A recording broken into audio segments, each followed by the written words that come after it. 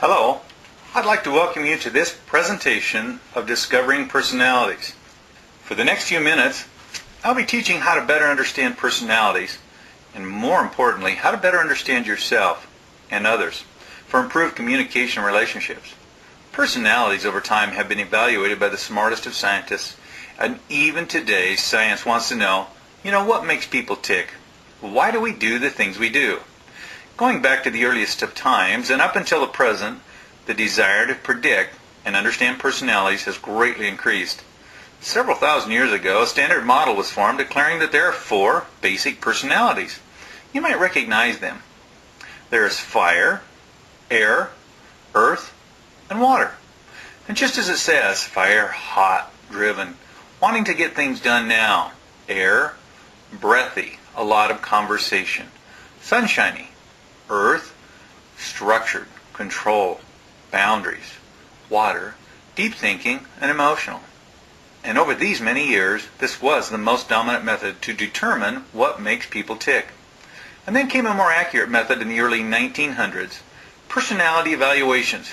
These evaluations simply use questions and answers that place you in one of the same 4 categories.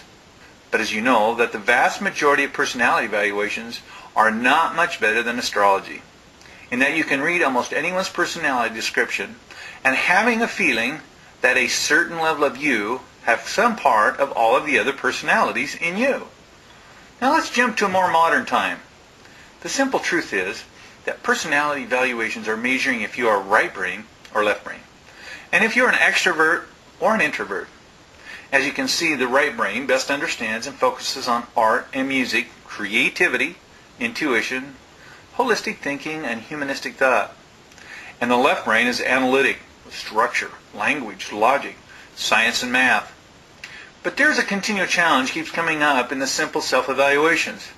They only tell you basic descriptions of each personality, and not truly about you. For example, what if you have 2 dominant types? Or what if you use both left and right brain at the same time? Well, what has been found is that not only is this significant, but because of the ability to use computers to do all of the math necessary, no longer is old school self-evaluations good enough. We can not only test if you're left brain or right brain, we can test to see if you use both sides of the brain at the same time, and when you use them. We use colors to describe 6 personalities. As you can see, the red is a left brain extrovert, a doer. The orange uses both sides of the brain as an extrovert and also as a doer. The yellow personality is a right brain extrovert and a doer. The blue is a right brain introvert and a thinker. The teal uses both sides of the brain and is an introvert, a thinker. The green is a left brain introvert and also a thinker. Before you make any judgments about intro or extroverts, let me give you my definition. An extrovert is making decisions while they are engaged. They are doers. An introvert likes to make decisions before engaging. They are thinkers. This is not to say that one is bashful and the other isn't. It is simply to say that if an introvert has a well thought out plan, which they will do before they start, they can be as aggressive as an extrovert. They simply come at it at different approaches. If you'll notice, approximately 70% of the population are extroverts and 30% are introverts. Possibly a better way to explain this is that in a construction company, the 30% design the building and the 70% build the building. If you'll notice that 75% of the left brain people are male and 75% of the right brain people are female. This might give an understanding of why men and women might have challenges of understanding each other. Simply said, we are commonly married to someone that we can't understand because they dominate in the use of the opposite side of the brain than we use.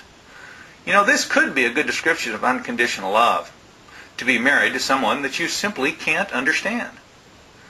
The colors chosen for the 6 personalities is an industry standard in the interior decorating world or the marketing world, and also fits very nicely in personalities. If you'll notice, the red is the element of fire. It has strong passion, courage, direct, urgent. A decision maker in businesses. It's common for this personality to be managing or making decisions and running a business. The orange has a feeling of warmth, high energy, balance. They're enthusiastic, Vibrancy comes from them, and expansiveness. They're the ones that like to get things started, get things going. High energy, high output. The yellow personality is truly the element of wind. They are sunshine, have imagination, a lot of social energy, cooperation, happiness, very cheerful. These are the cheerleaders of life. The individual's always looking at the cup half full, making sure everybody knows what's going on. The blue individual, element of water, wisdom, protection, spiritual inspiration, reassurance, gentleness, creativity. These individuals are the ones that need to be needed, the feelers and lovers of life. The ones that truly have the deeper thinking skills that virtually every invention that ever was created was first thought of by a blue. The teal personality is calming. They're emotional healing, protection, refreshing, sophisticated. They are of harmony. They're always looking for a perfect solution and usually can create one. The green, the element of earth, physical healing, stability, endurance, freshness, nature, and structure. These are the individuals that keep us safe. They make sure things are going in an appropriate fashion and like to monitor and measure things to make sure the progress of everything is taking place in a safe fashion. And another limiting challenge that is present in other personality tests is they are evaluating you only in one situation. And now the real power of a new time and a new science comes to life. You have not only one personality, but three personalities that come into play at different situations. These three personalities are identified as three levels of consciousness by Sigmund Freud. Let us compare what Freud determined with some of the other scientists to discover other descriptions of the three different levels of consciousness. On the left side, Freud states the three levels as the unconscious, preconscious, and the conscious. Abraham Maslow, in the middle, developed a triangle that shows a hierarchy of needs that represent the physical needs first, then the emotional, and then the self-awareness. And on the right side, very similar, Paul MacLean also felt that there is a hierarchy of need that he references. He calls the first level of the needs the physical, that isn't controlled by the brainstem, and it's instinctive thinking and instinctive behavior.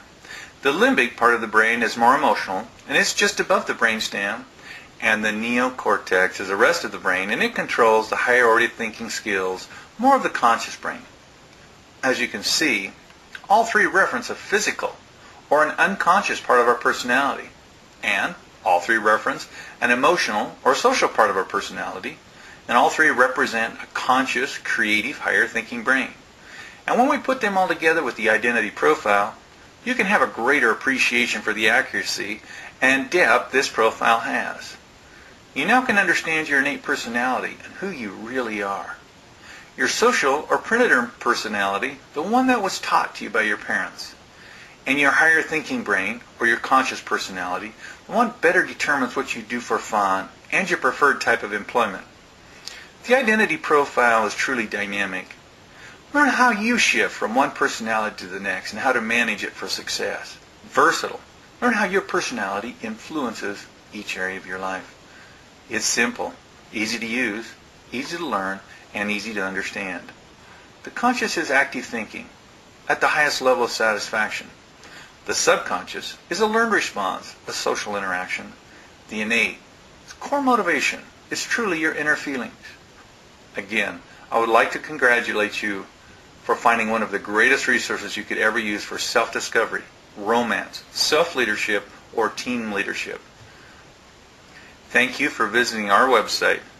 My name is Jeff Allen, founder and inventor of the Identity Profile.